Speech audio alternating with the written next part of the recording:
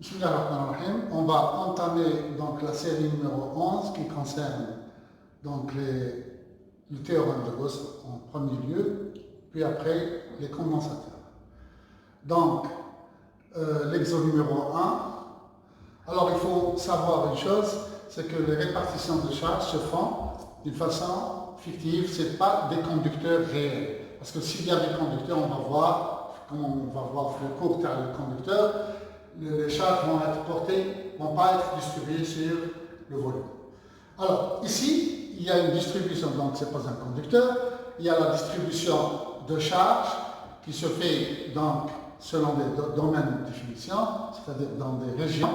Premièrement, elle est constante, en notre exercice, on nous donne une distribution constante à l'intérieur d'une sphère de rayon grand R. Et à l'extérieur, il n'y a pas de charge. On nous demande de calculer le champ en n'importe quel point de l'espace. Il faut remarquer une chose, que la surface de Gauss choisie doit donner une certaine symétrie, donc c'est la surface de Gauss est une surface gonflable, qui donne ça, c'est de rayon petit r, c'est une sphère. Alors, combien de domaines? Que le 0, que le domaine de 0 jusqu'à R, il est chargé, et à partir de R, il n'y a pas de charge. Donc il y a deux domaines différents, deux régions. Donc on a deux surfaces de Gauss à choisir, sigma 1 et sigma 2. Sigma 1, le RTH peut varier de 0 jusqu'à grand R, sans toucher à grand R. Le deuxième, de grand R à l'infini. Donc, on a la surface de Gauss, on imagine comme si c'était une surface gonflable. Le petit RTH est variable. La distribution est sphérique, donc il y a la surface de Gauss qui doit être choisie, c'est une sphère. Le théorème de Gauss, on l'a vu, c'est double intégrale sur une surface fermée tel produit scalaire entre E et ds. On a parlé de ds, c'est le vecteur normal à la surface. C'est donc, chaque surface, on peut la diviser en petites surfaces élémentaires qu'on considère planes. Donc, on a le produit des produits scalaires entre le E et les ds, dans les surfaces planes élémentaires. Donc, il est égal à sigma dq intérieur sur epsilon 0. Par raison de symétrie, il y a donc le champ il est radial. On suppose que le champ est sortant parce qu'on travaille comme si la charge est positive. Enfin, on va prendre compte de ça. Et donc, le produit scalaire EDS devient E et DS. DS, c'est des vecteurs donc radiaux, donc qui sont les vecteurs radiaux sont sortants, et donc E sortant, EDS, le produit scalaire. Donc phi égale à E. Bon, si on se déplaçait sur une surface de Gauss, il y a symétrie, donc le champ est à la même valeur. Donc il sort de l'intégrale, et l'intégrale de ds est donc S. Et donc finalement, E est égal à sigma dq intérieur sur epsilon 0 S avec S, surface de la sphère de Gauss, qui est égale à 4 pi r carré. Le problème chez tout le monde, il chope la formule de Gauss, il chope pour l'intégrale. Il s'intéresse surtout pour l'intégrale. L'intégrale, c'est rien du tout. Le problème se pose sigma dq intérieur, c'est pareil. C'est rien du tout, c'est E, S. Souvent, il y a trois cas, il y a soit cylindre, soit sphérique, soit on prend un cylindre pour une surface plane, infinie, etc. On va les voir une par une. Alors, E est égal donc à sigma dq intérieur sur 4 pi epsilon 0 r carré quand on a fait descendre S. Alors, sigma dq intérieur, c'est la somme des charges intérieures à la surface de Gauss. Donc, intérieur, soit le hadi, soit le hadi, ça dépend du domaine là. Rho, la densité de charge, c'est dq sur V, dV. V, la surface d'une sphère, c'est 4 pi r cube. La dérivée de V par rapport à R nous donne hadi. Donc, dV, c'est hadi. dQ donc c'est ρ fois 4 pi r carré dv. Sigma dq intérieur, c'est l'intégrale de dq. Alors, pour première région, on est à l'intérieur de la sphère.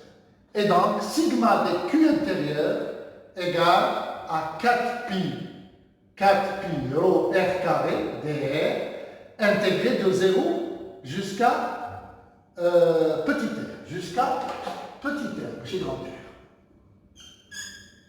Et donc, ça me donne 4 pi r cube, 4 pi rho r cube sur 3. Et donc, en remplaçant sigma de Q intérieur, et on a dit, donc on fait la division, r cube par r carré, et donc E est égal à rho sur 3 epsilon 0, et si on veut travailler avec les vecteurs, on place UL. Si on travaille avec les valeurs algébriques, on laisse comme ça.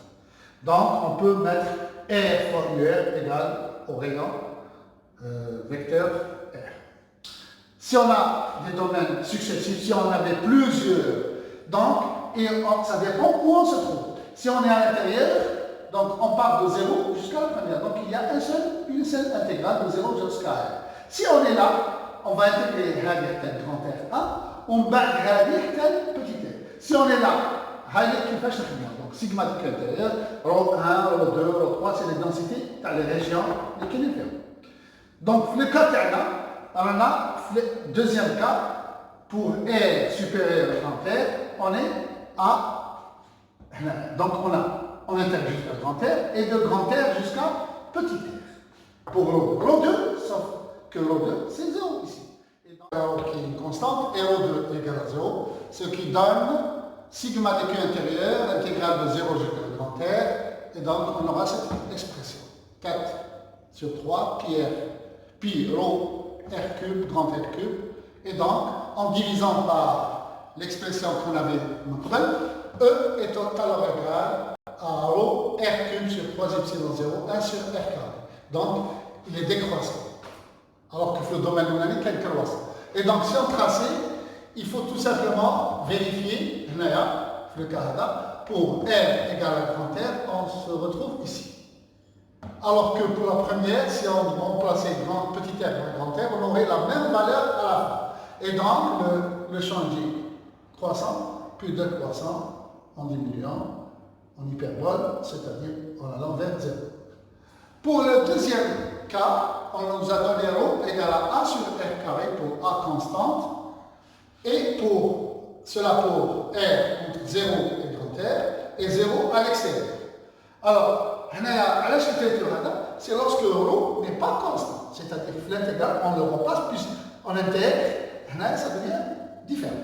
Alors, E, c'est sigma de Q intérieur sur 4 epsilon 0 R carré, reste toujours valable. On calcule sigma de Q intérieur pour chaque cas. Donc pour le premier cas, c'est R entre R1 et 0. Alors sigma entre 0 et R. Donc sigma de Q intérieur égale à rho. Alors on remplace rho par R carré et on voit R carré par R carré. Alors il prend 4 pi A dr. On intègre entre 0 et grand R, petit r, et donc ça nous donne 4 pi A R. Donc, en divisant par l'expression pour obtenir le champ, donc on a 4 pi rho, R sur R carré, on a 1 sur R, donc on a A sur epsilon 0, A sur epsilon 0, 1 sur R. Pour le deuxième, bon, si on voulait utiliser les vecteurs, bien sûr, tout simplement, on a le vecteur unitaire radial UR. Pour le deuxième cas, c'est-à-dire à l'extérieur de la sphère, sigma de Q intérieur, on fait la même chose qu'on a expliqué tout à l'heure, sauf que rho 2 est égal à 0. Et donc, on intègre, ça devient tout simplement, la seule chose qui change, c'est la borne. Là, c'était entre 0 et R, petit r. Alors, on va mettre les 0 grand R. Et donc, on obtient sigma de Q intérieur égale à ça. Et donc, ça devient entre 1 sur R. Si on veut calculer le champ, en vecteur, ça sera R. Je vous propose un exercice où il y a trois domaines. Le premier, variant en 1 sur R cube. Le deuxième, nul. Le troisième, il est chargé avec une densité constante égale à A. Et le quatrième, sur l'extérieur, il n'y a pas de charge. Donc, on vous demande de calculer le champ, l'expression du champ, de trouver l'expression du champ, n'importe où dans l'espace, c'est-à-dire 1, 2, 3,